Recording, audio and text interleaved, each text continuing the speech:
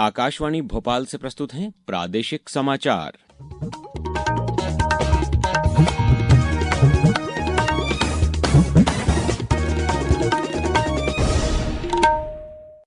नमस्कार, समाचारों के साथ मैं अभिषेक कटियार। सबसे पहले इस बुलेटिन के मुख्य समाचार। प्रधानमंत्री नरेंद्र मोदी ने ईरानी राष्ट्रपति से की फोन पर बात, शांति और कूटनीति पर दिया जोर। मुख्यमंत्री डॉ मोहन यादव ने जयपुर में उद्योगपतियों को दिया प्रदेश में निवेश का न्योता। ईरान के नतांज परमाणु केंद्र पर हमले के बाद अमेरिका के राष्ट्रपति ट्रंप की नई चेतावनी, होर्मुज स्ट्रेट नहीं खोलने पर बिजली संयंत्र होंगे तबाह।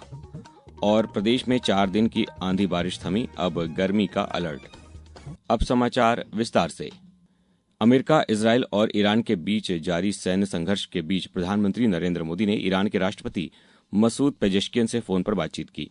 प्रधानमंत्री ने जरूरी बुनियादी ढांचों पर हमलों की निंदा करते हुए समुद्री रास्ते सुरक्षित रखने पर जोर दिया। उन्होंने कहा कि इस संघर्ष का समाधान केवल बातचीत और कूटनीति के रास्ते ही निकाला जा सकता है। पीएम मोदी पिछले कुछ दिनों में कुवैत, ओमान, फ्रांस, मलेशिया और कतर समेत कई देशों के नेताओं से बात कर शांति की अपील कर चुके हैं। ईरान के नतांज परमाणु केंद्र पर हमले के बाद अब अमेरिका के राष्ट्रपति डोनाल्ड ट्रंप ने ईरान को नई चेतावनी दी है। राष्ट्रपति ट्रंप ने कहा है कि अगर ईरान ने 48 घंटों के भीतर होर्मुज स्ट्रेट नहीं खोला तो अमेरिका ईरान के बिजली संयंत्रों पर विनाशकारी हमला करेगा। इस बीच अंतर्राष्ट्रीय परमाणु ऊर्जा एजेंसी ने नतांज परमाणु केंद्र को हुए नुकसान की पुष्टि की है और दुनिया से संयम बरतने की अपील की है। मुख्यमंत्री डॉ मोहन यादव ने कल जयपुर में राजस्थान के उद्योगपतियों से मुलाकात कर उन्हें प्रदेश में निवेश का न्योता दिया। उन्होंने कहा कि मध्य प्रदेश में बेहतर नीतियां, बेहतर अवसर और हर कदम पर सरकार का पूरा सहयोग मिलेगा।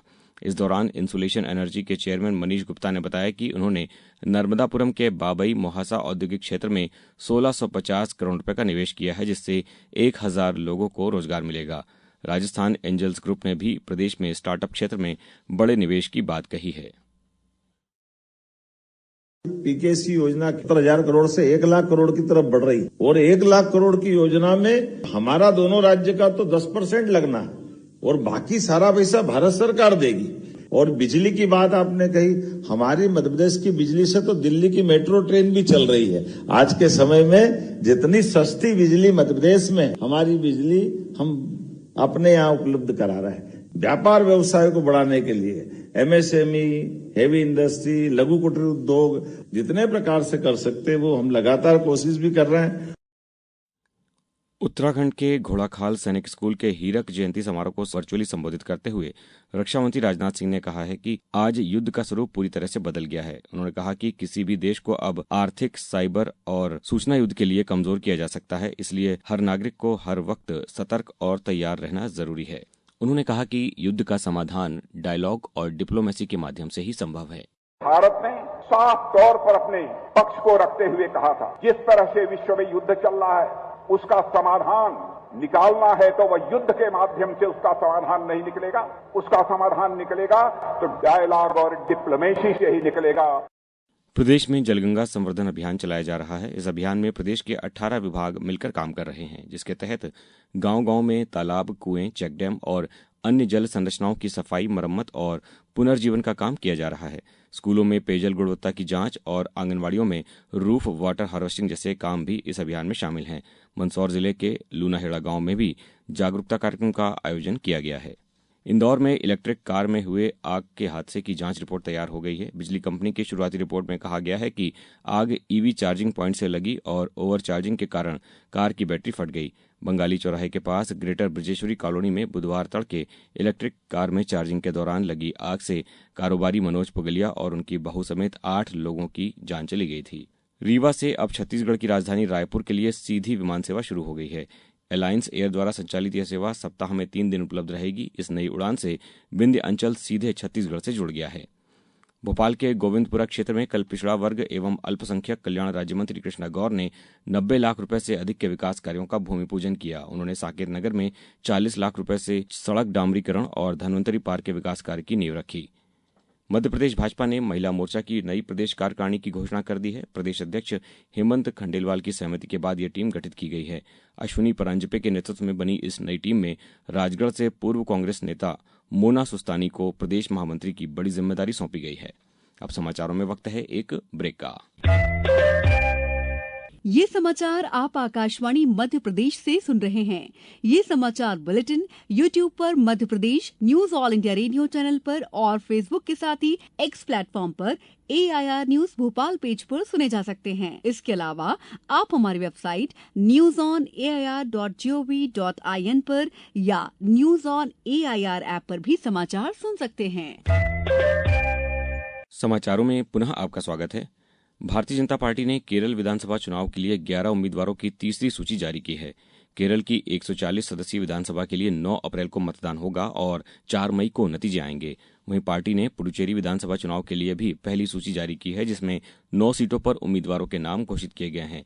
इसके अलावा असम विधानसभा चुनाव के लिए 2 उम्मीदवारों की दूसरी सूची भी जारी की है।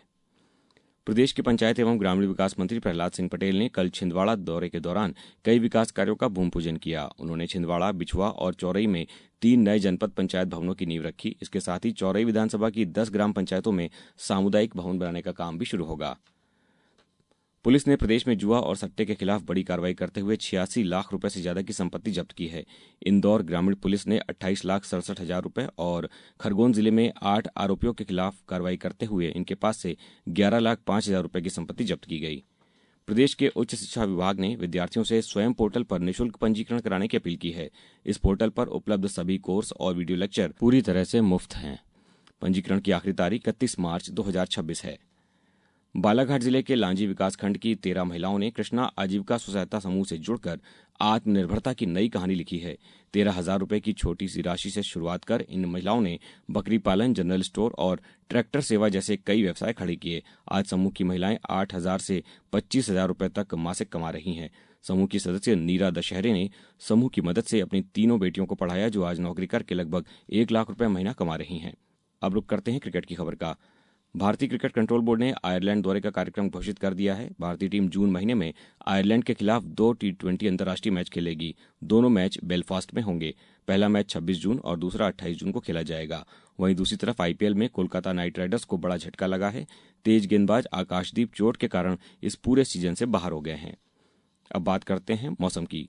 प्रदेश में पिछले 4 दिनों से चल रहा आंधी और बारिश का दौर थम गया है। इस दौरान 45 जिलों में बारिश हुई और 17 जिलों में ओले गिरे। अब तेज गर्मी पड़ने की संभावना है और कहीं भी आंधी बारिश का अलर्ट नहीं है।